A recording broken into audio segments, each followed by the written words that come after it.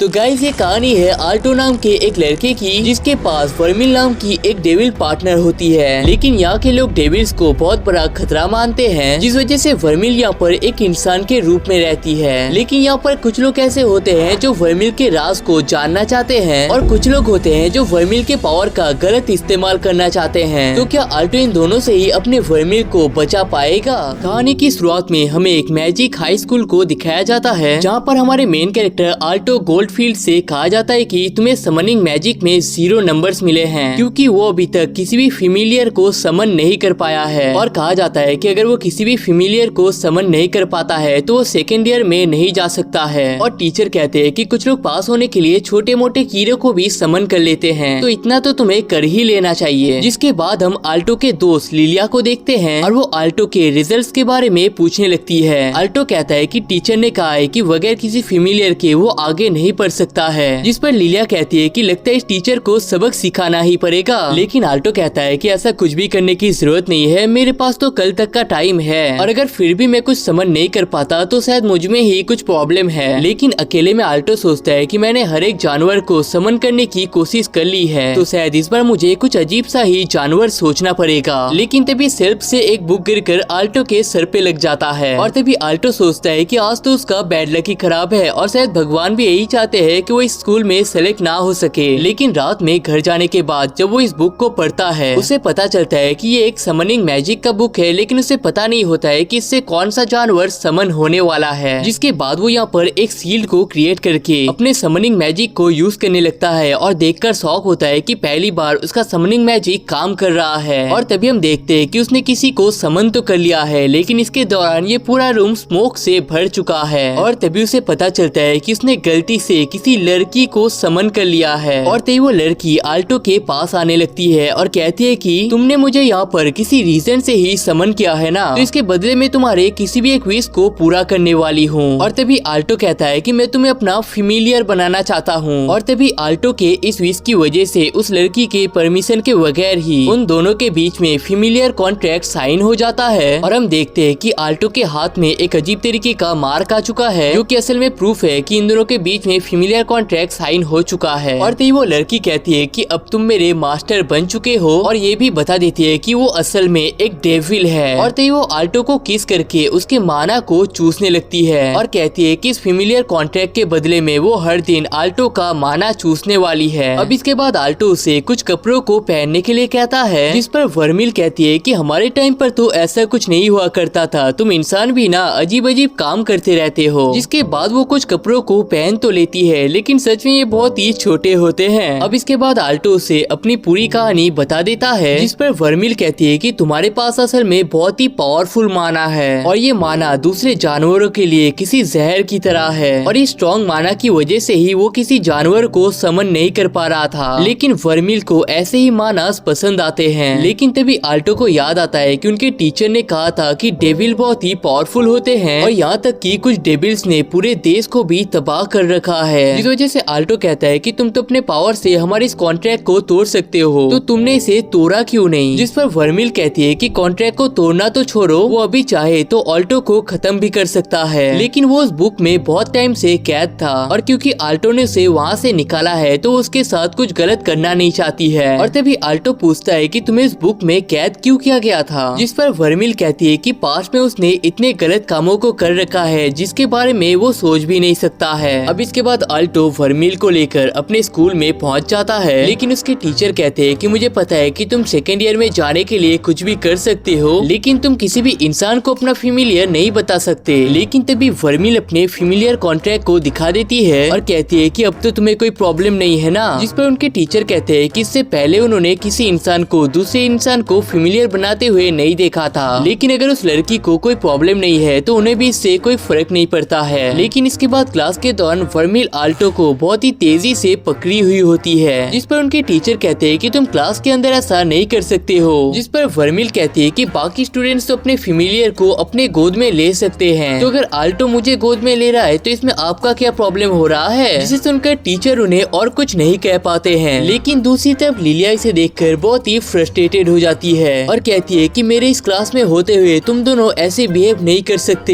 लेकिन इस चीज को देखने के बाद टीचर उसे ही बाहर जाने के लिए कहते जाते हैं। अब क्लास के बाद लिलिया ऑल्टो के पास चली जाती है और कहती है कि तुम्हारा बहुत गुटरगु हो गया है, लेकिन अब बताओ ये लड़की तुम्हारे साथ कौन है। जिस पर ऑल्टो कहता है कि ये तो मेरी फेमिलियर है, भूल गई क्या, अभी तो क्लास में देखा था इसे। लेकिन तभी लिलिया ऑल्टो के मुंह पर अपने टाई को फेंक देती है, जिसका मतलब है कि वो ऑल्टो को डुओ के लिए चैलेंज कर रही है और कहती है कि अगर तुम इस मैच को हार जाते हो तो तुम्हें अपने फेमिलियर को छोड़ देना होगा। और तभी वर्मिल पूछती है कि क्या सच में हम अपने ओपोनेंट से कुछ भी करने के लिए कह सकते हैं। जिस पर ऑल्टो कहता है कि अगर वो दोनों डुओ करते हैं तो ये इसके स्कूल के रूल के अंदर आ जाता है, तो हाँ उन्हें अपने ओपोनेंट के बात को मानना ही होगा। जिसके बाद वर्मिल लिलिया से कहती है कि याद रखना अगर हम लोग जीत जाते हैं ना तो हम तुमसे कुछ क्रेजी करवाने वाले हैं। इस पर लिलिया कहती है कि तुम कैसी बातें कर रही हो, हम लोग तो अभी बस स्कूल में ही पढ़ते हैं, लेकिन जीतने के बाद अगर ऑल्टो मुझसे ये मांगता है तो मुझे तो उसे देना ही पड़ेगा। अब इसके बाद स्कूल में कई सारे पोर्टल खुल जाते हैं ताकि सब लोग उनके बैटल को देख सके और उनका बैटल आसमान के ऊपर एक स्टेज पर होने वाला है। जिसके बाद लिलिया यहाँ पर अचानक से सीरियस हो जाती है, जिसके बाद वो अपने एंजल फेरी को यहाँ पर समन कर लेती है और बता देती है कि डुओ के अंदर वो दोनों अपने फेमिलियर्स को यूज कर सकते हैं और ये भी बता देती है कि क्योंकि उनके पास कोई फेमिलियर नहीं है तो उनके जीतने का यहाँ पर कोई भी चांस ही नहीं बनता है। लेकिन वर्मिल कहती है कि लड़की तो कुछ ज्यादा ही बकबक करती है और तभी वो ऑल्टो के सामने आ जाता है ताकि वो उसे अच्छे तरीके से प्रोटेक्ट कर सके। लेकिन तभी लिलिया अपने विंड थ्रो को यूज कर देती है, जिस वजह से यहाँ पर एक धमाका हो जाता है। लेकिन हम देखते हैं कि इतने खतरनाक अटैक के बावजूद वर्मिल को यहाँ पर कोई फर्क ही नहीं पड़ा है और इस चीज को देखकर लिलिया और सारे स्टूडेंट्स शॉक हो जाते हैं। और तभी वर्मिल कहती है कि याद रखना तुमने हमारे ऊपर सबसे पहले अटैक किया था, तो इसके बाद जो होने वाला है इसके जिम्मेदार भी तुम ही होने वाले हो। जिसके बाद वो असल में लिलिया के सारे माना को खींच लेती है। अब इसके बाद लिलिया यहाँ पर हार मान लेती है और वो ऑल्टो को कुछ भी विश करने के लिए कहती है। जिसके बाद ऑल्टो कहता है कि इसके बाद तुम दोनों और फाइट नहीं कर सकते हो और तुम दोनों को हमेशा के लिए दोस्त होना पड़ेगा। जिसके बाद वो दोनों एक दूसरे के साथ दोस्ती कर तो लेते हैं, लेकिन देखकर ऐसा लगता नहीं है कि सच में वो दोनों दोस्त बन चुके हैं। अब इसके बाद रात में वर्मिल फिर से ऑल्टो के माना को चूसने लगती है, जिस पर ऑल्टो कहता है कि तुम तो इतने पावरफुल डेविल हो तो तुम्हें मेरे माना की क्या जरूरत है। जिस पर वर्मिल कहती है कि इतने टाइम तक उस बुक में रहने की वजह से वो बहुत ही कमजोर हो चुकी है और अगर वो ऑल्टो के माना को ना चूसता तो शायद इतने टाइम में वो खत्म ही हो जाता। जिस पर ऑल्टो कहता है कि अगर मैं ना भी होता हूँ तो तुम किसी और के माना को चूस कर भी रह सकते हो ना।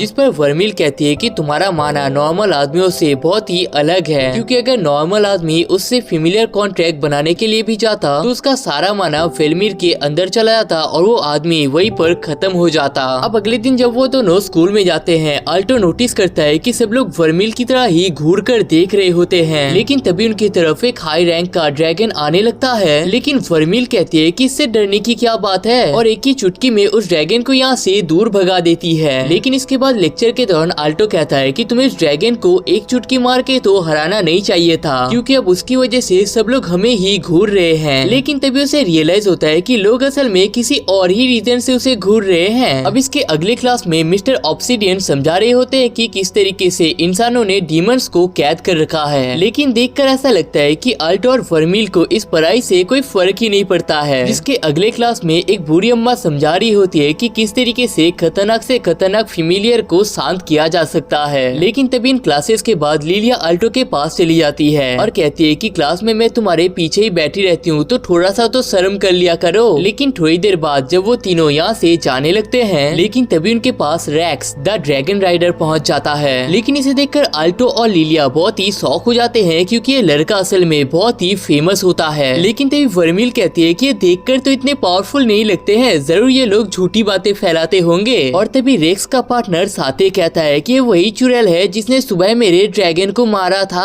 और अब तो ये हमारी बेइज्जती भी कर रहा है। लेकिन इनके बातों के दौरान ऑल्टो पीछे से उनके ऊपर मैजिक फ्रीज अटैक को यूज कर देता है। लेकिन तभी रेक्स यहाँ पर अपने ड्रैगन फेमिलियर को समन कर लेता है और अपने पावर से ऑल्टो के आइस मैजिक को भी तोड़ देता है। लेकिन तभी लिलिया कहती है कि तुम तो हमारे सीनियर हो और तुम हमारे ऊपर ऐसे अटैक नहीं कर सकते। जिस पर रेक्स कहता है कि ये तो तुम्हें हमारे ऊपर अटैक करने से पहले सोचना चाहिए था, लेकिन अभी भी मैं तुम्हें माफ कर सकता हूँ अगर ये लड़की मेरी थोड़ी सी बातें मान लेता है। लेकिन इस चीज को सुनने के बाद ऑल्टो थोड़ा सा गुस्से में आ जाता है और तभी वर्मिल उसे हक कर लेती है और कहती है कि कल मैंने जितने भी माना को चूसा था वो भी मैं तुम्हें वापस कर देती हूँ। लेकिन रेक्स इसे देखकर थोड़ा सा शॉक होता है, क्योंकि एक गोल्डन माना होता है, लेकिन इसके बावजूद वो अपने ड्रैगन को अटैक करने के लिए कहता है, लेकिन आल्टो अपने आइस मैजिक का यूज करके उस ड्रैगन को पूरी तरीके से फ्रीज कर देता है। जिसके बाद लिलिया कहती है कि अब तो तुम्हें पता चल गया होगा ना कि जूनियर से भी कभी पंगा नहीं लेते हैं। जिसके बाद रेक्स और उसके पार्टनर दोनों ही माफी मांग लेते हैं, जिस पर वर्मिल कहती है कि इस बार तो ठीक है, लेकिन अगली बार वो उन्हें माफ नहीं करने वाली है। अब घर जाने के बाद आल्टो वर्मिल को समझाता है कि अगली बार हमें किसी से भी फाइट नहीं करना है, वरना धीरे धीरे हमारा राज सबके सामने आ जाएगा। जिस पर वर्मिल कहती है कि स्कूल तो बहुत ही बोरिंग जगह है, अगर तुम्हें पैसे ही चाहिए तो वो तो मैं तुम्हें ऐसे ही दिला दूंगी। जिस पर आल्टो कहता है कि यहाँ पर अलग अलग लेवल्स के मेजेस होते हैं। पहले आता है अप्रेंटिस मेजेस, उसके बाद ब्रोंज स्क्वायर, उसके बाद सिल्वर स्क्वायर और उसके बाद गोल्ड स्क्वायर। और ये भी बता देता है कि ब्रोंज पे जाना ही कई लोगों का सपना होता है। जिस पर वर्मिल कहती है कि तो तुम गोल्ड स्क्वायर में जाना चाहते हो, है ना? लेकिन तभी वो कहता है कि यहाँ पर एक प्लेटिनम स्क्वायर भी होता है, लेकिन वहाँ पर सिर्फ वही लोग जा पाते हैं जिन्होंने मैजिक में कुछ बहुत ही बड़ा किया होता है, और वो भी उसी रैंक में फाइनली जाना चाहता है। जिसे सुनकर वर्मिल उसे हक कर लेती है और कहती है कि मुझे तो पहले से ही पता था, मैंने बहुत ही बेहतरीन मास्टर को चूज किया है। और ये भी बता देती है कि वो आल्टो के इस विश को पूरा करके ही रहेगी। लेकिन तभी वो अपने कपड़ों को उतारने लगती है और कहती है कि सुबह मैंने जो माना तुम्हें दिया था वो अब मुझे वापस लेना है। अब स्कूल में लिलिया आल्टो से पूछता है कि रात में तुम ठीक से सोए नहीं थे क्या, क्योंकि तुम्हारी शक्ल थोड़ी सी अजीब लग रही है। लेकिन वर्मिल तो यहाँ पर खुशी से चमक रही होती है। लेकिन तभी यहाँ पर मार्क्स और चार्ल्स पहुँच जाते हैं, और तभी मार्क्स आल्टो को पकड़ कर नाचने लगता है और कहता है कि मैंने सुना है कि तुमने रेक्स को बुरी तरीके से धूल चिटा दी है। लेकिन तभी उनके एक टीचर कहते हैं कि उनके हेडमास्टर उन तीनों से बात करना चाहते हैं। जिसके बाद हेड टीचर कहते हैं कि उन तीनों में से किसी एक को स्टूडेंट रिप्रेजेंटेटिव बना दिया जाएगा, लेकिन इसे डिसाइड करने के लिए उन तीनों में एक कंपटीशन होने वाला है। जिसके बाद उन तीनों को एक जंगल में फेरी फ्लावर को ढूंढने के लिए भेज दिया जाता है। लेकिन तभी हम देखते हैं कि मार्कस भी वहाँ पर पहुँच जाता है और कहता है कि शायद टीचर को मेरे पावर का कोई अंदाजा ही नहीं है। और तभी वो अपने फेमिलियर को यहाँ पर निकाल लेता है, जो कि असल में एक बीटल होता है, और कहता है कि हम दोनों ही उस फ्लावर को सबसे पहले ढूंढने वाले हैं, और इतना कह के यहाँ से भाग जाता है। और तभी हमें पता चलता है कि थोड़ा सा आगे बढ़ने के साथ ही एक प्लांट मॉन्स्टर ने उसे कैद कर लिया है। जिस वजह से चार्लोस कहती है कि तुम तीनों आगे बढ़ो, मैं मास्टर को छुड़ाने के बाद आगे बढ़ती हूँ। जिसके बाद हमें वो फ्लावर तो दिख जाता है, लेकिन ये फ्लावर माउंटेन के टॉप पर होता है। लेकिन हम देखते हैं कि सर्वर नाम का एक मॉन्स्टर वहाँ पर जाने के रास्ते को ब्लॉक कर रखा है। लेकिन हम देखते हैं कि उस सर्वर को सर्दी हो रखा है, जिस वजह से लिलिया कहती है कि वो इनविजिबिलिटी पोशन का यूज करके उसके पास से जाने वाली है। जिस पर आल्टो कहता है कि ये पोशन तो बहुत ही रेयर होता है, तो ये तुम्हारे पास क्या कर रहा है? जिस पर लिलिया कहती है कि रात में मैं तुम्हारे घर में चुप के घुसने वाली थी। अरे नहीं, मेरा मतलब था कि ऐसे ही मिशंस के लिए मैंने खास कर इन्हें बना कर रखा था। जिसके बाद वो अपने इनविजिबिलिटी पोशन का यूज करके गायब तो हो जाती है, लेकिन आल्टो उसके कपड़ों को अभी भी साफ साफ देख पा रहा होता है। अब इसके बाद आल्टो दूसरी तरफ देखने लगता है, लेकिन फिर भी अपने कपड़ों को उतारने में लिलिया को शर्म आ रही होती है। लेकिन कपड़े उतारने के बाद वो आल्टो से कहती है कि देखा, मुझे किसी भी चीज से डर नहीं लगता। जिसके बाद लिलिया उस सर्वर के पास जाने तो लगती है, लेकिन कपड़े न होने की वजह से उसे अभी भी बहुत शर्म आ रही होती है। लेकिन तभी आल्टो कहता है कि इस तरीके से तो लिलिया इस मैच को जीत जाएगी। और तभी वो पूछता है कि कल वर्मिल ने उसे जो पावर दिया था, क्या वो दोबारा से उसका यूज कर सकती है? जिस पर वर्मिल कहती है कि इस कुत्ते को मारने के लिए तुम्हें उतने पावर की जरूरत नहीं है, लेकिन मुझे बस तुमसे थोड़ा सा माना खींचना पड़ेगा। लेकिन तभी वो फिर से आल्टो के ऊपर चढ़ने लगती है और कहती है कि तुम्हें तो पता है ना, मैं इस काम को करना नहीं चाहती हूँ, लेकिन अपने पावर को बढ़ाने के लिए मुझे ये करना ही पड़ता है। दूसरी तरफ लिलिया उस सर्वर के बहुत ही करीब जा चुकी है, लेकिन तभी उसे पता चलता है कि सर्वर के 3 सिर होते हैं, जिनमें से 2 ही यहाँ पर बीमार होते हैं, और तीसरा वाला उसे सेंस करने की वजह से अपने रोड अटैक का यूज करने लगता है। और तभी आल्टो आइस क्रिस्टल का यूज करके उसका ध्यान अपनी तरफ खींचने लगता है, और तभी वो लिलिया को उस फ्लावर को लाने के लिए कहता है, और तभी वो सर्वर उसकी तरफ जाने लगता है, लेकिन तभी वो अपने फायर ब्लास्ट का यूज कर लेता है। और तभी हम देखते हैं कि वर्मिल यहाँ पर अपने क्रेजी फॉर्म का यूज करने लगती है, जिसके सिर्फ एक ही अटैक से इस सर्वर का खेल खत्म हो जाता है। और दूसरी तरफ हम देखते हैं कि लिलिया उस फ्लावर को लेने में कामयाब हो चुकी है, लेकिन नीचे आने के बाद वो इस फ्लावर को आल्टो को देने लगती है और कहती है कि क्योंकि इस सर्वर को तुमने हराया है, तो इस फ्लावर पर भी तुम्हारा ही हक बनता है। और तभी हम देखते हैं कि इतना टाइम बीतने की वजह से लिलिया के पोशन का सर खत्म हो जाता है, और तभी वो शर्मा के गलती से उस फ्लावर को उड़ा देती है। जिसके बाद हमें पता चलता है कि ये फ्लावर चार्लोस को मिल जाता है, जिस पर आल्टो और लिलिया ये कहते हैं कि क्योंकि ये फ्लावर तुम्हें मिल चुका है तो इस पर तुम्हारा ही हक बनता है। और तभी मार्कस कहता है कि मुझे तो पहले से ही पता था कि इस बैटल को सिर्फ तुम ही जीतने वाली हो। अब इसके बाद आल्टो और वर्मिल बाजार में आइसक्रीम खा रहे होते हैं और वर्मिल को ये चीज बहुत ही पसंद आती है और कहती है कि हमारे टाइम पर तो ऐसा कुछ होता ही नहीं था। लेकिन तभी वो देखते हैं कि उनके सर के ऊपर से ड्रैगन राइडर्स के टीम जाने लगते हैं और क्रिस नाम के एक लड़की उनके टीम को लीड कर रही होती है। और पिछली बार आल्टो ने जिस रेक्स के साथ बैटल किया था वो भी असल में इसी टीम का हिस्सा होता है। लेकिन तभी वर्मिल आल्टो को अपना आइसक्रीम खिलाने लगती है और कहती है कि उसे अकेले में एंजॉय करना पसंद नहीं होता है, जिस पर आल्टो कहता है कि चिंता मत करो क्योंकि अगली बार हम दोनों चेरी पाई खाने के लिए जाएंगे। अब स्पोर्ट्स क्लास के बाद मार्कस बताता है कि तुम लोगों ने सुना है कि क्रिस यहाँ पर वापस आ चुकी है। वो इस टाइम पर एग्जीक्यूटिव ऑफिसर है स्टूडेंट काउंसिल की और यहाँ तक कि जो 7 गोल्ड स्क्वायर यहाँ पर पढ़ते हैं वो उनमें से एक है और यहाँ तक कि उसने ही ड्रैगन राइडर टीम को क्रिएट किया था। और तभी आल्टो कहता है कि उसने सुना है कि स्टूडेंट काउंसिल प्रेसिडेंट तो प्लेटिनम रैंक में जाने वाला है। और तभी लिलिया कहती है कि उनके काउंसिल में 5 एग्जीक्यूटिव ऑफिसर्स हैं, लेकिन उन्हें इतना पावर दिया गया है कि कोई टीचर भी उनके खिलाफ आवाज नहीं उठा सकते हैं। और तभी आल्टो कहता है कि वो भी उनकी तरह बनना चाहता है। और तभी वर्मिल उसके ऊपर चढ़ने लगती है और कहती है कि इसका मैं तुम्हारी मदद करने वाली हूँ। लेकिन तभी कपड़े बदलने के दौरान लिलिया कहती है कि ये लड़की मुझे बहुत ही गुस्सा दिला देती है और एक न एक दिन में इसको सबक सिखा के ही रहूंगी। लेकिन तभी चार्लोस उससे पूछ लेती है कि क्या वो आल्टो को पसंद करती है, जिस पर लिलिया कहती है कि वो आल्टो को पसंद तो करता है लेकिन अभी उन दोनों के बीच में वैसा कुछ चल नहीं रहा है। जिस पर चार्लोस कहती है कि तुम्हें जल्दी ही अपनी मन की बातें उसे बता देनी चाहिए क्योंकि तुम जितना लेट करोगी उतना ही उसका किसी और का हो जाने का चांस बढ़ने लगेगा। दूसरी तरफ हम देखते हैं कि आल्टो के ड्रेस बदलने के दौरान वर्मिल उसे देखने के लिए पहुंच जाती है, जिस वजह से आल्टो बहुत ही गुस्सा हो जाता है। जिसके बाद आल्टो कहता है कि मैंने तुम्हें बाहर वेट करने के लिए कहा था ना। और तभी यहाँ पर लिलिया भी पहुंच जाती है और कहती है कि तुम ऐसा कैसे कर सकते हो, तुम्हें अपने कामों पर शर्म आनी चाहिए। लेकिन आल्टो कहता है कि तुम दोनों हमेशा लड़ते ही क्यों रहते हो, दोस्ती करने में क्या बुरी बात है। लेकिन तभी वो देखते हैं कि उनके सामने से कुछ स्टूडेंट्स आ रहे होते हैं जो कि असल में स्टूडेंट रिप्रेजेंटेटिव्स होते हैं। और तभी उनके यहाँ से जाते टाइम वर्मिल उनके पावर को अच्छे तरीके से फील कर पाता है। अब इसके बाद आल्टो शावर ले रहा होता है, लेकिन तभी वो देखता है कि वर्मिल वहाँ पर भी पहुँच चुकी है। और तभी वर्मिल उससे कहती है कि तुम उन स्टूडेंट रिप्रेजेंटेटिव्स को बीट करना चाहते हो, है ना। जिस पर आल्टो कहता है कि उन्हें तो हर कोई ही बीट करना चाहता है। और तभी वर्मिल कहती है कि अगर तुम मेरा साथ देते हो तो उन्हें बीट करना उतना भी मुश्किल काम नहीं होगा। दूसरी तरफ हम देखते हैं कि क्रिस यहाँ पर रेक्स को बहुत ही बुरी तरीके से मार रही होती है और कहती है कि तुमने हमसे बहुत ही रिक्वेस्ट किया था, सिर्फ इसी वजह से हमने तुम्हें ज्वाइन होने का मौका दिया था। लेकिन अगर तुम हमारे जूनियर जिसके पास कोई फेमिलियर भी नहीं है तुम उनसे मार खाकर आ जाते हो तो हमारे टीम में तुम्हारे लिए कोई भी जगह नहीं है। लेकिन तभी साथे कहता है कि हम वहाँ पर कोई डुओ नहीं कर रहे थे, हम तो वहाँ पर ऐसे ही खेल रहे थे। जिस पर क्रिस कहती है कि ठीक है, मेरे पैर में जो खून लगा हुआ है अगर रेक्स से साफ कर देता है तो मैं उसे अपनी टीम में वापस से ज्वाइन कर लूंगी। जिसे सुनकर रेक्स कहता है कि सब लोग सही कहते हैं, ये बस एक बेकार का क्लब है जहाँ पर सब लोग खुद की ही तारीफ करते हैं और ऐसे ग्रुप से निकल जाना ही ज्यादा सही रहेगा। जिसे सुनकर क्रिस उसे तेजी से लात मार देती है और रेक्स को परमानेंटली इस ग्रुप से निकाल दिया जाता है। अब इसके बाद अगले दिन उसे हॉस्पिटल में भर्ती कर दिया जाता है और आल्टो भी उससे मुलाकात करने के लिए पहुंच जाता है और इस एक्सीडेंट का रीजन पूछने लगता है। जिस पर रेक्स कहता है कि तुम्हें ड्रैगन के बारे में कितना पता है। जिस पर आल्टो कहता है कि वो बड़े होते हैं, खतरनाक होते हैं और कूल होते हैं। जिसे सुनकर रेक्स कहता है कि तुम मेरी फीलिंग्स को नहीं समझ पाओगे। लेकिन तभी साथे कहता है कि ये सारी मेरी गलती है, अगर उस दिन मैं रेक्स को तुम्हारे पास ना ले जाता तो आज भी हम दोनों ड्रैगन राइडर के ही हिस्सा होते। अब इसके बाद रास्ते में लिलिया उसे रोक रही होती है क्योंकि उसने क्रिस को बैटल के लिए चैलेंज कर दिया है। लेकिन वो किसी के भी बात को ना सुनकर वर्मिल के साथ बैटल करने के लिए जाने लगता है। और तभी वहाँ पर पहुँचने के बाद क्रिस कहती है कि मैं तुम्हारे हिम्मत की दाद देती हूँ बच्चे, लेकिन तुम्हें हम जैसे ग्रुप के साथ पंगा नहीं लेना चाहिए और अभी भी तुम्हारे पास चांस है, तुम घर जा सकते हो बच्चे। लेकिन तभी आल्टो वर्मिल से उसका गोल्डन माना लेने लगता है और क्योंकि आल्टो यहाँ पर हार नहीं माना है, क्रिस अपने समनिंग मैजिक का यूज करके अपने ड्रैगन को समन कर लेता है। अब क्रिस यहाँ पर अपना फायर बुलेट और आल्टो आइस मैजिक का यूज कर रहा होता है। लेकिन तभी क्रिस के फायरबॉल मैजिक के यूज करने की वजह से पहली बार वर्मिल को डैमेज का सामना करना पड़ता है, जिसके बाद वो फिर से अपने फ्लेम अटैक का यूज करने लगती है और तभी क्रिस मन में सोचती है कि इसका माना लेवल, इसका पावर और इसका एक्यूरेसी नॉर्मल से बहुत ही ज्यादा है। लेकिन इस चीज से वो शौक नहीं है, वो शौक है इस चीज को देखकर कि इतने सारे पावरफुल फायरबॉल को लेने के बावजूद ये लड़की यहाँ पर खड़ी कैसे है, जिसका मतलब है कि ये कोई आम मैच तो नहीं हो सकती है। लेकिन तभी वर्मिल कहती है कि मैं तुम्हें अपना सारा पावर देने वाली हूँ जिससे तुम इस पूरे बैटल को खत्म कर सकते हो। जिसके बाद आल्टो अपने सबसे पावरफुल अटैक का यूज कर लेता है और देखकर तो ऐसा ही लगता है कि शायद उस लड़की का खेल यहाँ पर खत्म हो चुका है। लेकिन तभी क्रिस कहती है कि अगर तुम्हारा अटैक मुझे लग जाता तो सच में मेरा खेल खत्म हो जाता, लेकिन इन्हीं मौकों के लिए तो मैंने अपने ड्रैगन को ट्रेन कर रखा है। और तभी आल्टो क्रिस्टल मैजिक का यूज कर लेता है जिसे क्रिस डॉज कर लेती है। जिसके बाद क्रिस नीचे यहाँ पर फायरबॉल मैजिक का यूज करने लगती है और जब आल्टो एक कोने में पहुंच जाता है जिसे देखकर क्रिस कहती है कि मैं तुम्हें आखिरी मौका देती हूँ, अगर तुम मेरे पैरों को पकड़कर माफी मांग लेते हो तो मैं तुम्हें यहाँ से जाने का मौका दूंगा।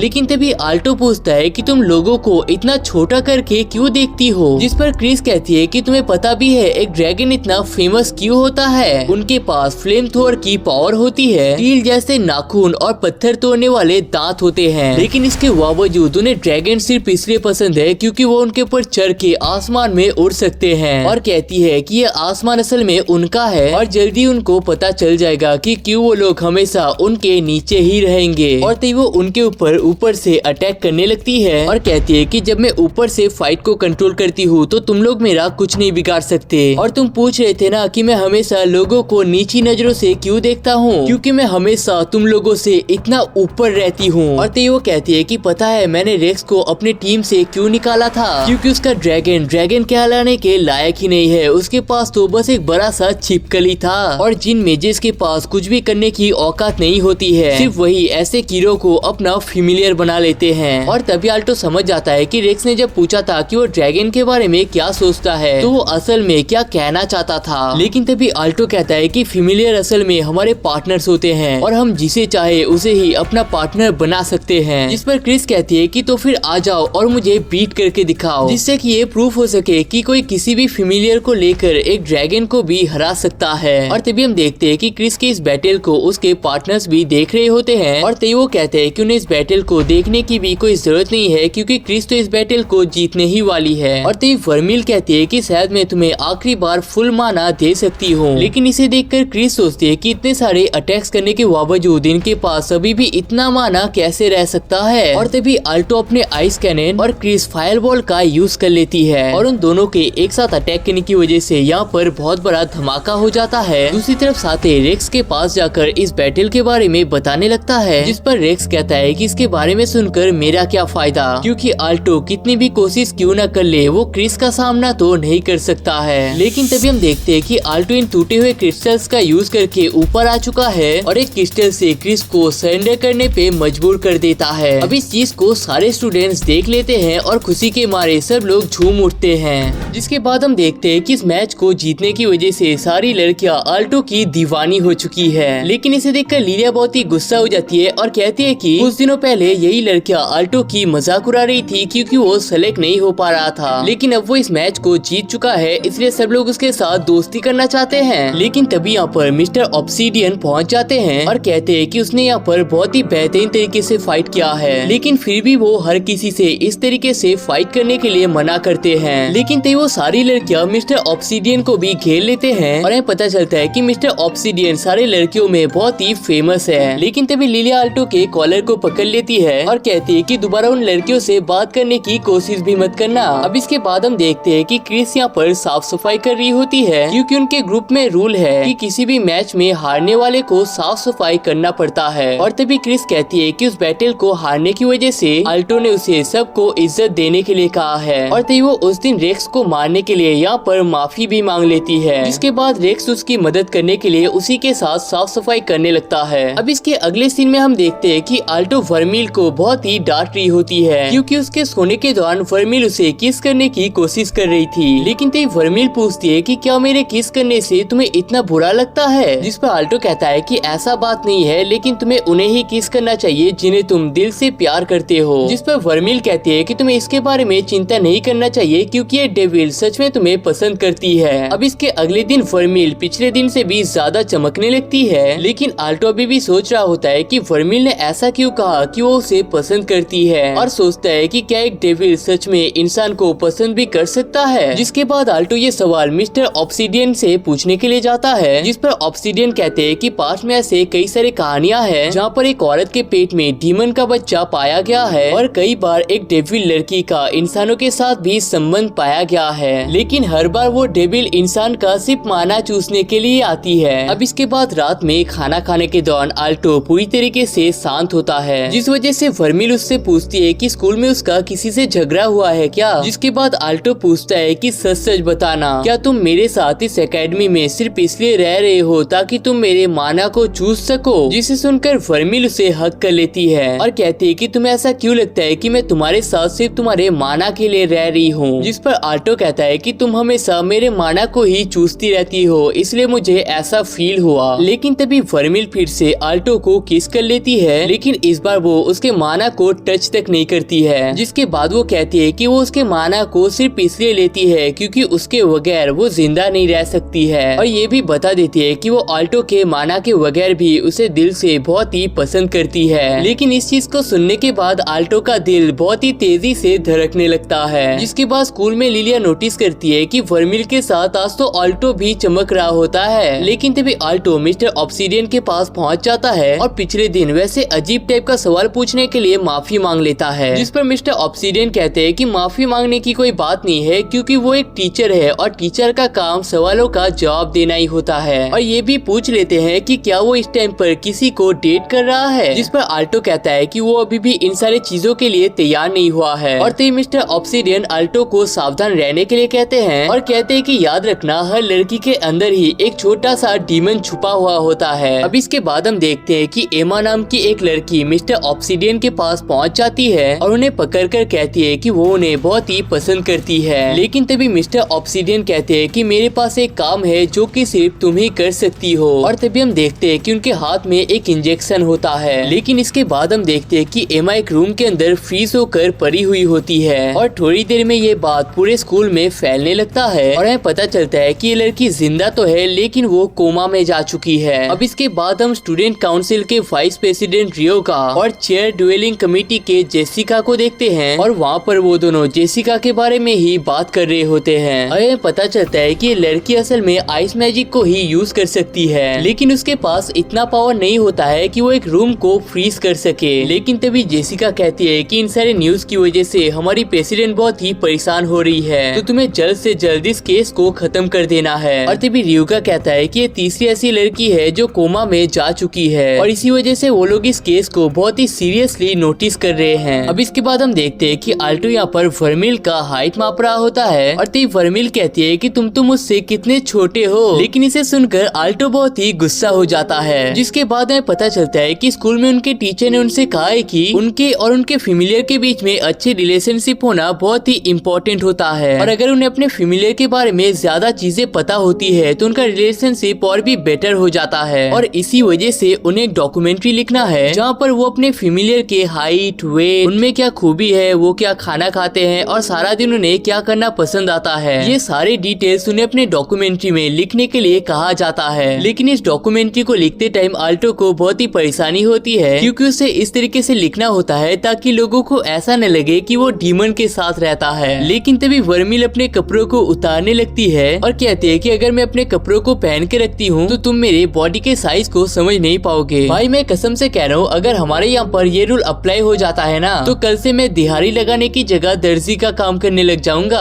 तो प्रेजेंट में आल्टो की इन सारी चीजों को लिलिया की फेमिलियर देख लेती है और वो लिलिया के पास जाकर ये सारी चीजें बता देती है। लेकिन इसे सुनकर लिलिया बहुत ही गुस्सा हो जाती है और कहती है कि मेरा आल्टो इस टाइम पर मुसीबत में है, मुझे उसे बचाने के लिए जाना ही होगा। और तभी हम देखते हैं कि लिलिया के पास आल्टो के रूम का चाबी होता है और उसके पास अपना इनविजिबिलिटी पोशन भी होता है। दूसरी तरफ हम देखते हैं कि आल्टो वर्मिल के साइजेस को माप रहा होता है और इन सारी चीजों में वर्मिल को बहुत ही मजा आ रहा होता है। लेकिन अब वर्मिल के सिर्फ पैर के काम ही बाकी होते हैं, इस वजह से वो उसे अपने कपड़ों को पहनने के लिए कहता है। दूसरी तरफ हम देखते हैं कि लिलिया किसी तरीके से छुपते हुए आगे बढ़ रही होती है और तभी वो फाइनली आल्टो के रूम में पहुंच जाती है। और तभी वर्मिल यहाँ पर कह रही होती है कि उस क्रिस को हराने की वजह से तुम अपने ड्रीम के और भी करीब आ चुके हो। जिस पर आल्टो कहता है कि ये बात तो सही है, लेकिन उसे ऐसा लगता है कि क्रिस ने अपने सारे पावर्स का यूज ही नहीं किया है, और अगर उसने अपने सारे पावर्स का यूज किया होता तो वो शायद यहाँ पर जीत नहीं पाता। और तभी आल्टो उसके पसंदीदा चीजों के लिस्ट में आइसक्रीम लिख देता है क्योंकि उसे वो बहुत ही पसंद आते हैं। जिसके बाद आल्टो कहता है कि हमें अब शॉपिंग पर चले जाना चाहिए, लेकिन तभी वर्मिल अपने फेवरेट चीजों के लिस्ट में आल्टो का भी नाम लिख देती है। लेकिन गाइस तभी दूसरी तरफ हम देखते हैं कि रेक्स क्रिस को बहुत ही बुरी तरीके से मार रहा होता है। अब इसके बाद हम लोग रेक्स के पास्ट को देखते हैं जहाँ पर उसके पास एक बड़ा सा एग होता है और वो सोच रहा होता है कि इतना बड़ा एग तो सिर्फ ड्रैगन का ही हो सकता है। लेकिन तभी क्रिस उसे देखकर कहती है कि तुम्हारे पास तो कितना सुंदर एग है और ये मेरे वाले से तो बहुत ही ज्यादा बड़ा है। लेकिन रेक्स को उस टाइम पर तो यकीन ही नहीं होता है कि स्कूल की सबसे इंटेलिजेंट और पॉपुलर लड़की उसके साथ बात कर रही है और यही उन दोनों का सबसे पहला मुलाकात भी होता है। जिसके बाद हम प्रेजेंट में देखते हैं कि आल्टो वर्मिल के साथ बाजार में सब्जियां खरीदने के लिए आया होता है। लेकिन तभी वर्मिल कहती है कि आज हमें कुछ स्पेशल डेजर्ट्स खरीदना चाहिए। लेकिन तभी आल्टो कहता है कि हमारे पास ज्यादा पैसे नहीं है, इसलिए आज हम डेजर्ट खरीद ही नहीं सकते हैं। लेकिन इसे सुनने के बाद वर्मिल बहुत ही उदास हो जाती है, जिस वजह से आल्टो कहता है कि स्वीट्स में तुम्हें अगले दिन खिला दूंगा। लेकिन वर्मिल उसकी बातों को फिर भी मान नहीं रही होती है, जिस वजह से आल्टो इसके लिए राजी हो जाता है। जिसे सुनकर खुशी के मारे वर्मिल उसे किस करने लगती है और इस चीज को बाकी सारे लोग यहाँ पर देखने लगते हैं। लेकिन तभी आल्टो कहता है कि इस टाइम पर हम लोग पब्लिक प्लेस पर है, इसलिए तुम मुझे इस तरीके से किस नहीं कर सकते, जिस वजह से वर्मिल उसे हक करने लगती है। लेकिन तभी यहाँ पर साथे पहुँच जाता है और कहता है कि मेरे भाई को तुम्हारी मदद की जरूरत है। अब दूसरी तरफ क्रिस रेक्स के ऊपर अटैक कर रही होती है, लेकिन इससे रेक्स को कोई फर्क ही नहीं पड़ता है। और तभी रेक्स कहता है कि मुझे लगता था कि तुम्हें हराना बहुत ही टफ होगा, लेकिन अभी ऐसा लगता है कि तुम्हें हराना तो किसी बच्चों का खेल है। जिसके बाद रेक्स क्रिस के ऊपर और भी अटैक्स को करने लगता है, लेकिन क्रिस के पास इन अटैक से बचने का भी कोई पावर नहीं होता है। लेकिन तभी रेक्स कहता है कि तुम ड्रैगन राइडर टीम के लीडर हो, तुम इतने आसानी से मेरे सामने हार नहीं मान सकते, बैटल करो मेरे साथ। लेकिन तभी क्रिस कहती है कि रेक्स माफ कर दो, मुझे गलती हो गई है मेरे से। लेकिन तभी यहाँ पर आल्टो का टीम पहुँच जाता है और आल्टो क्रिस को पकड़ लेती है। और तभी क्रिस आल्टो से कहती है कि जल्दी से भाग जाओ यहाँ से।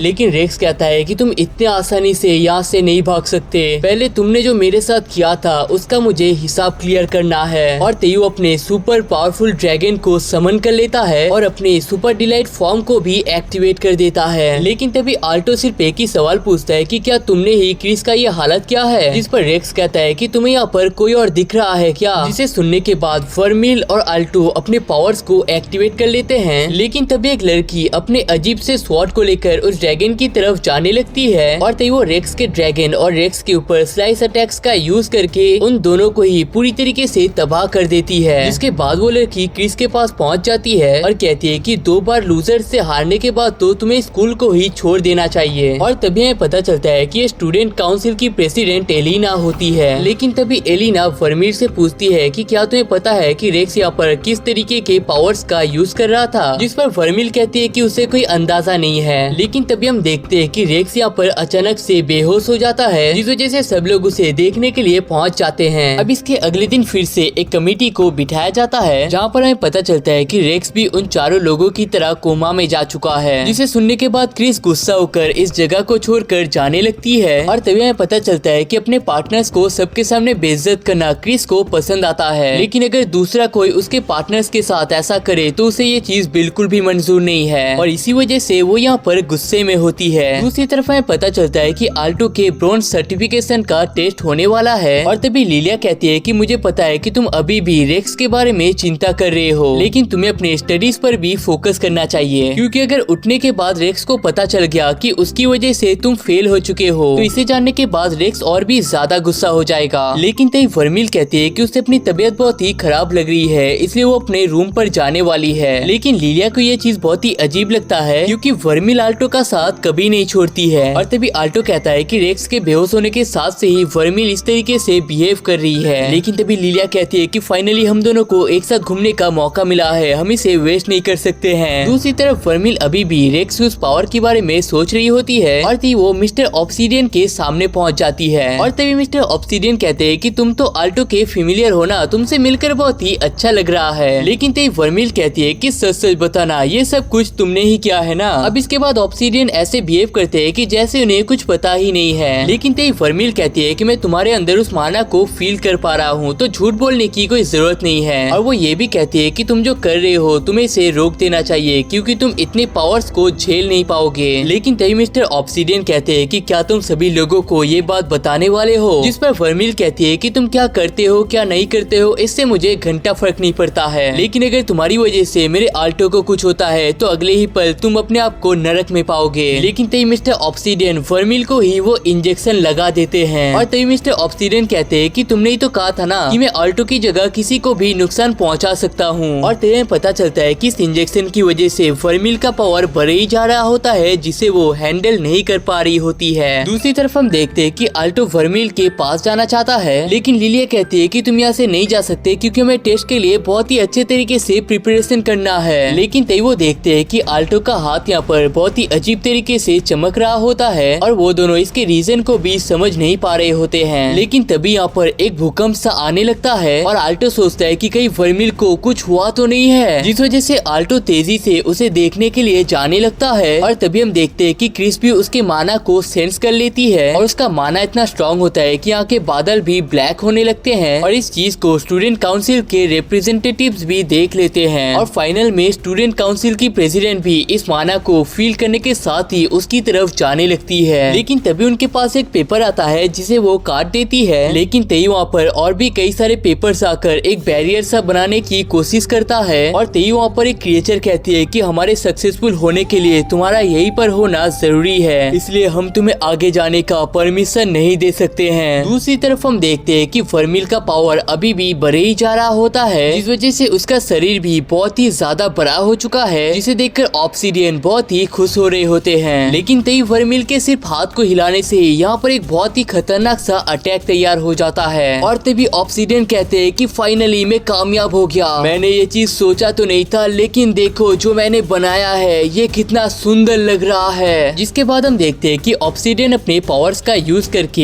एक चेन को क्रिएट कर लेते हैं और उससे वर्मिल को कैद कर देते हैं। लेकिन तभी आल्टो भागते हुए यहाँ पर पहुँच जाता है, लेकिन वो वर्मिल के इस लुक को देखकर पूरी तरीके से शॉक हो जाता है। और तभी आल्टो ऑब्सीडियन से पूछते हैं कि आप यहाँ पर क्या कर रहे हैं। और तभी ऑब्सीडियन अपने चेन की मदद से वर्मिल को कंट्रोल करने लगते हैं और कहते हैं कि तुम्हें दिखाई नहीं देता, मेरे सालों की मेहनत तब जाकर सक्सेसफुल हुई है। और ये भी बता देते हैं कि जितने भी लोग बहुत ही एक्सट्रीमली पावरफुल बनकर कोमा में जा चुके हैं उन सब के पीछे भी उन्हीं का हाथ है। लेकिन इन सारी चीजों को सुनने के बाद आल्टो उसके और वर्मिल के साथ बिताए पलों को याद करने लगता है और उन सारे पलों को याद कर बहुत ही गुस्सा होने लगता है। और उसके गुस्सा होने की वजह से वर्मिल का पावर और भी बढ़ ही जा रहा होता है, जिससे कि ऑब्सीडियन के हाथ में जो चेन होता है वो भी टूट जाता है। जिसके बाद ही वर्मिल ऑब्सीडियन के ऊपर अटैक करने के लिए जाती है, लेकिन आल्टो ने बचाने के लिए जाता है और हम देखते हैं कि ऑब्सीडियन को बचाने के चक्कर में उसने खुद को बुरी तरीके से घायल कर लिया है। अब इसके बाद वर्मिल को ऐसा फील होता है कि जैसे मानो किसी ने उसे पानी के अंदर कैद कर दिया है, जहाँ पर उसके और अंधेरे के अलावा कुछ भी मौजूद नहीं है। लेकिन जब वो रियलाइज करता है कि उसने अपने हाथों से अपने सबसे पसंदीदा इंसान को खत्म कर दिया है, तो वो इस चीज को और सहन नहीं कर पाती है और बदले की चाह में अपने आप को और भी बड़ा कर लेती है। जिसके बाद वो ऑब्सीडियन के ऊपर अटैक करने ही जा रही होती है, लेकिन तभी आल्टो से हक करने लगता है और कहता है कि तुम्हें ये सब करने की कोई जरूरत नहीं है। जिसके बाद वर्मिल अपने नॉर्मल फॉर्म में आने लगती है और आल्टो से पूछती है कि तुमने ऐसा क्यों किया। जिस पर आल्टो कहता है कि तुम किसी को भी नहीं मार सकते, वरना लोगों को तुम्हारा राज पता चल जाएगा और तुम्हारे मास्टर होने के नाते मैं किसी भी कीमत पर तुम्हारे राज को बाहर आने नहीं दे सकता। और इतना कहने के बाद आल्टो यहाँ पर बेहोश हो जाता है। लेकिन तभी वर्मिल अपने पावर्स का यूज करके आल्टो के हार्ट को ठीक करने लगती है और कहती है कि तुम मेरे लिए इकलौते ऐसे पर्सन हो जिसे मैं खोना नहीं चाहती। लेकिन इन सारी चीजों को देखकर मिस्टर ऑब्सीडियन का दिमाग खराब होने लगता है और कहते हैं कि एक डीमन मरे हुए आदमी को भी जिंदा कर सकता है, मुझे तो डीमंस के इस पावर के बारे में पता ही नहीं था। जिसके बाद वो खुद के अंदर भी उस इंजेक्शन को डालने लगते हैं और हम देखते हैं कि वो भी धीरे धीरे एक विशाल डीमन में तब्दील होने लगता है। और उस डीमन फॉर्म में आने के बाद वो कहते हैं कि वो एक हाइब्रिड डीमन है, मतलब वो इंसान और डीमन दोनों को मिलाने से बने हुए हैं। और कहते हैं कि पहले वो वर्मिल को अपना पालतू जानवर बनाना चाहते थे, लेकिन अब उन्हें ऐसा लगता है कि वर्मिल को कुचल देना ही ज्यादा सही रहेगा। लेकिन तभी वर्मिल के सिर्फ एक पंच के साथ ही हम देखते हैं कि ऑब्सीडियन के शरीर का आधा भाग पूरी तरीके से तबाह हो चुका है। जिसके बाद वो अपने पंख की मदद से यहाँ से भागने की कोशिश करते हैं, लेकिन तभी हम देखते हैं कि क्रिस भी अपने ड्रैगन के साथ यहाँ पर मौजूद होती है और अपने फायर बॉल से वो ऑब्सीडियन को रोक देती है और तभी वर्मिल भी उन्हें तेजी से पंच मार कर नीचे गिरा देती है। दूसरी तरफ हम देखते हैं कि आल्टो अपने नींद से उठ जाता है, जिसे देखकर लिलिया उसे पकड़कर तेजी से रोने लगती है और कहती है कि मुझे तो ऐसा लगा था कि उस हादसे के बाद मुझे तुमसे कभी बात करने का मौका ही नहीं मिलेगा। दूसरी तरफ हम देखते हैं कि वाइस प्रेसिडेंट एलिना का बैटल खत्म हो चुकी है और उसका ओपोनेंट कहता है कि हम दोनों जल्दी ही मिलने वाले हैं। दूसरी तरफ हम देखते हैं कि आल्टो पूरी तरीके से ठीक हो चुका है, लेकिन तभी वर्मिल कहती है कि मेरी वजह से तुम्हारा दिल तबाह हो गया था, जिस पर आल्टो कहता है कि उससे क्या फर्क पड़ता है, तुमने मेरे हार्ट को दोबारा से क्रिएट भी तो कर दिया था ना। लेकिन तभी वर्मिल उससे माफी मांग लेती है और कहती है कि मैंने एक्चुअल में तुम्हारे हार्ट को हील नहीं किया था। लेकिन तभी आल्टो कहता है कि इन सारी चीजों से क्या फर्क पड़ता है, मेन बात तो ये है कि मैं पूरी तरीके से ठीक हूँ ना। लेकिन वर्मिल कहती है कि तुम ठीक नहीं हो, तुम्हारे अंदर इस टाइम पर जो दिल धड़क रहा है वो असल में मेरा दिल है, और अगर मैं किसी तरीके से मर जाती हूँ तो मेरे साथ तुम भी मारा जाओगे, और किसी तरीके से तुम मर जाते हो तो मेरे साथ भी सेम ही हालत होगा। लेकिन इसे सुनकर आल्टो पूरी तरीके से टूट जाता है और कहता है कि तुम एक डीमन हो, तुम्हारे पास हजारों लाखों सालों तक जीने का मौका था, तो तुम्हें उस मौके को मेरे पीछे वेस्ट नहीं करना चाहिए था। अब इसके बाद मिस्टर ऑब्सीडियन को कैद कर लिया जाता है और दूसरी तरफ जितने भी बच्चे कोमा में थे वो सभी उससे बाहर आने लगते हैं। लेकिन जब रेक्स कोमा से उठता है वो इस चीज को देखकर खुश होता है कि क्रिस उसके ही पास ही में होती है, जिसके बाद हमें पता चलता है कि आल्टो को भी जिंदा रहने के लिए वर्मिल के माना को चूसना पड़ता है। इन शॉर्ट वर्मिल ने यहाँ पर उनो रिवर्स का कार्ड खेल लिया है। लेकिन तभी आल्टो पूछता है कि कुछ दिनों से तुम मेरे साथ ठीक से बात क्यों नहीं कर रहे। लेकिन तभी वर्मिल कहती है कि क्या तुम्हें मुझसे डर नहीं लगता, तुम्हें तो पता है ना कि मेरा असली चेहरा कितना खतरनाक है, और अगर मैं तुम्हारे साथ रहती हूँ तो तुम्हारा खतरा बढ़ता ही जाएगा, इसलिए मुझे तुमसे दूर ही रहना चाहिए। और कह देती है कि अगर आल्टो उसके माना को धीरे धीरे ऐसे ही लेता रहता है जहाँ पर आल्टो वगैरह उसके माना के बीच जिंदा रह पाएगा, और कहती है कि उसके बाद वो दूर कहीं पर जाकर छुप जाएगी। लेकिन तभी आल्टो कहता है कि वर्मिल तुम मुझे गुस्सा दिला रहे हो, और इतना कहकर वो उसे किस करने लगता है और कहता है कि मुझे तुमसे डर क्यों लगेगा, याद रखना तुम मेरे इकलौते फेमिलियर हो और तुम्हें पूरी जिंदगी मेरे साथ ही बिताना पड़ेगा।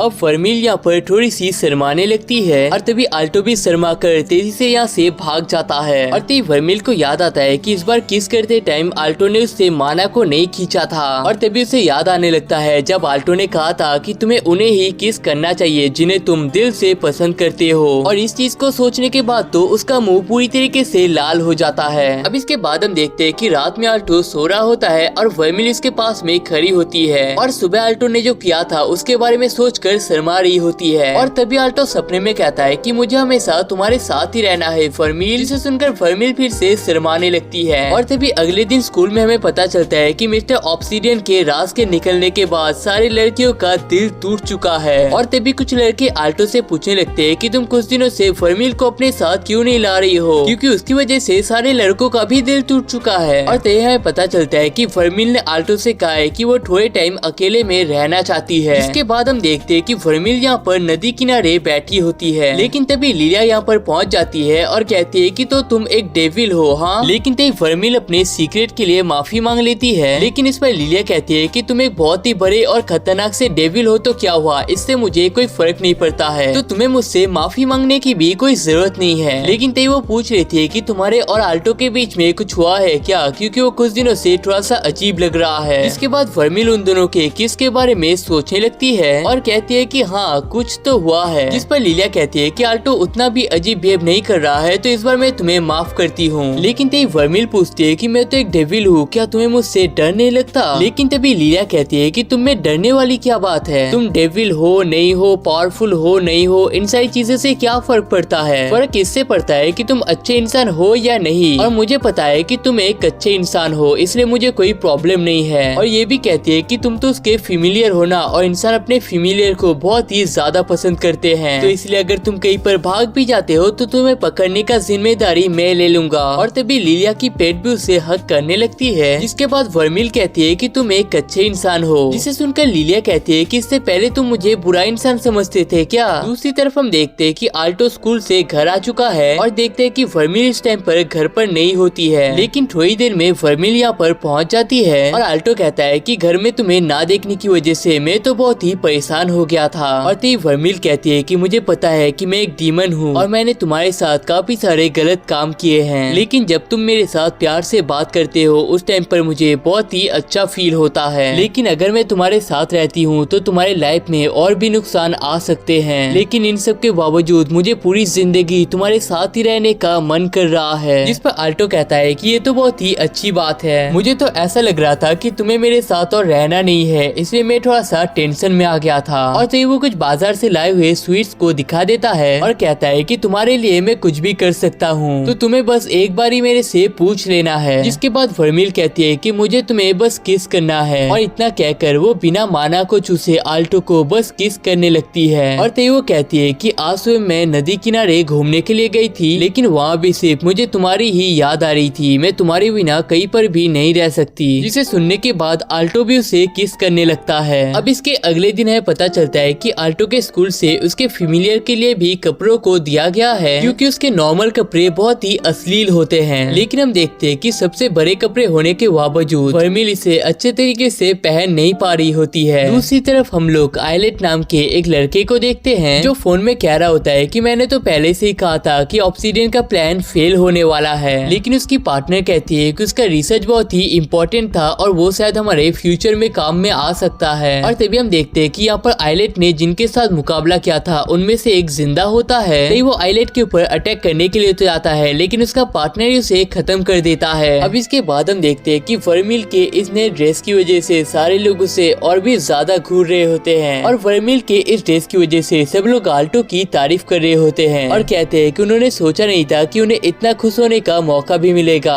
और तभी हम देखते हैं कि कुछ बच्चे यहाँ पर रो रहे होते हैं क्योंकि उन्हें लगता है कि वर्मिल का पिछला ड्रेस ही ज्यादा बेटर था। और तभी उसका दोस्त याद दिलाता है कि ब्रोंज टूर्नामेंट जल्दी ही स्टार्ट होने वाला है, तो उसके लिए उन्हें अपने फैमिलियर्स को प्रिपेयर करके रखना है। जिसके बाद हम देखते हैं कि वर्मिल यहाँ पर आल्टो के माना को चूसने लगती है, और तभी वर्मिल पूछती है कि तुम्हें ये सारी चीजें पसंद नहीं आ रही क्या? जिस पर आल्टो कहता है कि ऐसी बात नहीं है, लेकिन स्कूल में इस तरीके से उसे बहुत ही शर्म आती है। जिसके बाद वो दोनों अपने क्लास में पहुंच जाते हैं, लेकिन तभी यहाँ पर सेकंड ईयर के स्टूडेंट्स भी आने लगते हैं, जिस वजह से सब लोग हल्ला मचाने लगते हैं। लेकिन तभी एलिना वर्मिल और आल्टो से कहते हैं कि हमें तुम लोगों से कुछ पर्सनल बातें करनी है, जिस वजह से तुम लोगों को हमारे साथ चलना है। अब स्टूडेंट काउंसिल में जाने के बाद आल्टो सोचता है कि कहीं इन्हें पता तो नहीं चल गया कि वर्मिल असल में एक डेविल है, और सोचता है कि अगर ये लोग हमारे खिलाफ आ जाते हैं तो मैं किसी भी कीमत पर वर्मिल को बचाऊंगा। लेकिन तभी एलिना यहाँ पर माफी मांग लेती है, क्योंकि उनके नाकामयाबी की वजह से आल्टो को उस दिन बहुत ही चोट लगा था, और कहती है कि उस दिन असल में उसे एक अजीब से क्रिएचर ने रोक लिया था जिसके बारे में उसे कुछ पता नहीं है। और ये भी बता देती है कि मिस्टर ऑब्सीडियन अपने जेल से भाग चुके हैं। जिसके बाद आल्टो मन में सोचता है कि उसने जितना सोचा था ये जगह उतना भी बुरा नहीं है। लेकिन तभी वो लोग वर्मिल और आल्टो को पकड़ लेते हैं, और एलिना कहती है कि क्या कुछ ऐसी बात है जो तुम लोग हमसे छुपा रहे हो। तभी हम देखते हैं कि वर्मिल के ऊपर जो अटैक्स किए गए हैं वो तो उतने पावरफुल भी नहीं होते हैं, लेकिन ये तो बस उसके ध्यान को भटकाने के लिए था, क्योंकि उन्हें ऑलरेडी पता है कि वर्मिल क्या क्या चीजें कर सकते हैं। लेकिन तभी वर्मिल आल्टो को कुछ भी झूठ बोलने के लिए मना करती है, क्योंकि ये बहुत ही सीरियस सिचुएशन है। जिसके बाद आल्टो बता देता है कि उसका फैमिलियर असल में एक डीमन है, और कहता है कि वो एक डीमन तो हो सकता है लेकिन वो दिल से बहुत ही अच्छी है, और मिस्टर ऑब्सीडियन के साथ जो हुआ था उसमें उसकी कोई भी गलती नहीं है। और कहता है कि अगर स्टूडेंट काउंसिल को इस चीज से कोई प्रॉब्लम होता है तो वो स्कूल को छोड़ने के लिए भी राजी है, लेकिन वो अपने पार्टनर का साथ कभी नहीं छोड़ने वाला है। लेकिन तभी एलिना कहती है कि तुम हमें गलत समझ रहे हो, हमें तुम्हारे फैमिलियर से कोई भी प्रॉब्लम नहीं है, और इसके बारे में हम तो किसी को बताने भी नहीं वाले हैं। अब जेसिका तो इस चीज के खिलाफ होती है, जिस पर रियुगा कहता है कि मिस्टर ऑब्सीडियन एक विलेन निकलेंगे ये हमने सोचा नहीं था, और अभी भी कई सारे लोग मिस्टर ऑब्सीडियन की तरह हमारे स्कूल में छुपे हुए हैं। और तभी एलिना कहती है कि हमें भरोसेमंद लोगों की जरूरत है। और तभी एलिना आल्टो से पूछती है कि क्या तुम स्टूडेंट काउंसिल में ज्वाइन करना चाहोगे। अब आल्टो इस चीज का रीजन समझ नहीं पा रहा होता है, जिस पर एलिना कहती है कि तुमने हमारे 5 सबसे पावरफुल मेजेस में से एक क्रिस को हराया है, जिसका मतलब तुम्हारे पास पावर और स्ट्रेटेजी दोनों ही है, और हमें अभी तक पता नहीं चला है कि मिस्टर ऑब्सीडियन इन सारी चीजों को क्यों कर रहे थे। तो क्या तुम अपने डेविल के पावर का यूज करके हमारी मदद नहीं करना चाहोगे। और ये भी बता देते हैं कि अगर वो बीच में उन्हें धोखा देता है तो वो आल्टो को खत्म कर देंगे, जिससे कि वर्मिल का खेल भी खत्म हो जाएगा।